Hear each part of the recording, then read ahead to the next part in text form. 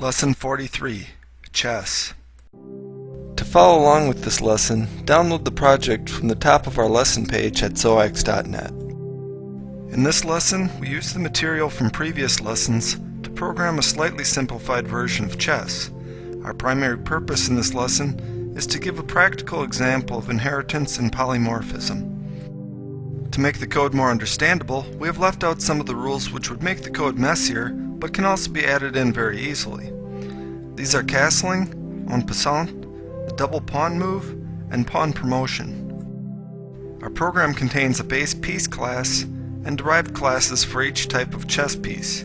We explained inheritance in lesson 38. We also have a class to represent the game board and one called chess to run the game loop. Our main function just instantiates a chess game object and calls start on it.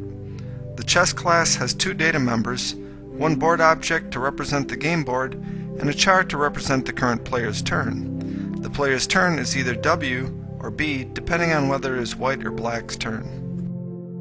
In the constructor, the player turn variable is initialized to W because white moves first.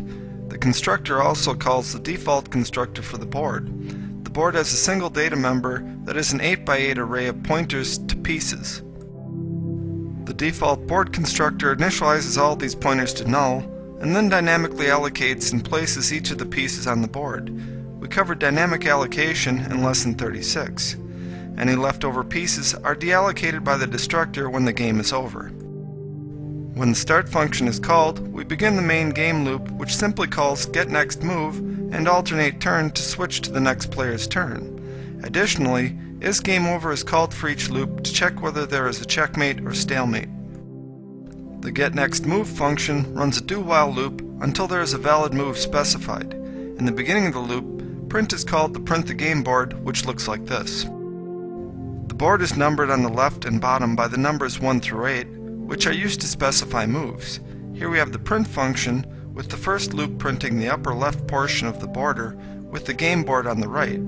The first if prints the side border with the numbering, and this loop prints the board.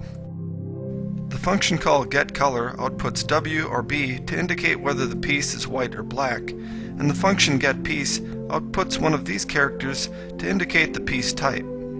For the squares, asterisks are printed to indicate a white square and spaces to indicate a black square.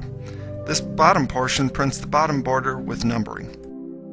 Back to our getNextMove function, we prompt the player for a move using double-digit numbers with digits in the range 1 to 8 to specify the row and column. For example, inputting 24 and 34 moves the pawn in front of the white king ahead one square, like this.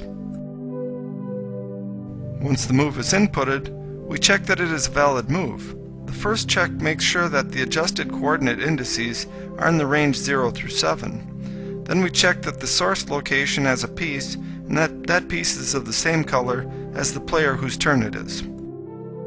Next, we call isLegalMove to check that the piece can move to the location. Finally, we make the move and test whether the move puts the current player in check. If the current player is not in check, the move is valid. Otherwise, we undo the move, print invalid move, and the while loop runs again to request a new move. The function isLegalMove is a member function in the piece class which checks that the destination is either empty or of the opposite color, and then calls r_legal. r_legal is a pure virtual function which is overridden for each piece class to check that the source and destination indicate a legitimate move for that particular piece type. Pure virtual functions were covered in lesson 42. For example, r_legal in the knight class checks that the move either moves by 1 column and 2 rows, or by 2 columns and 1 row. Our function isInCheck is a function in the board class that finds the location of the king of the given color, and then runs over the entire board to see whether any pieces of the opposite color can take the king. After getNextMove exits, alternate turn is called, which simply swaps the color of the current player's turn.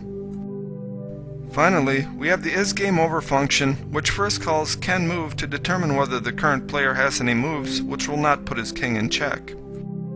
The function canMove runs over all the board squares to find each piece of the current player's color, and then runs over all the squares of the board to check whether any move for this piece is legal and does not leave the current player in check. If can move returns false, the current player has no moves that will not put him in check. So we test whether he is currently in check or not. If he is in check, then it is checkmate. Otherwise it is stalemate. This concludes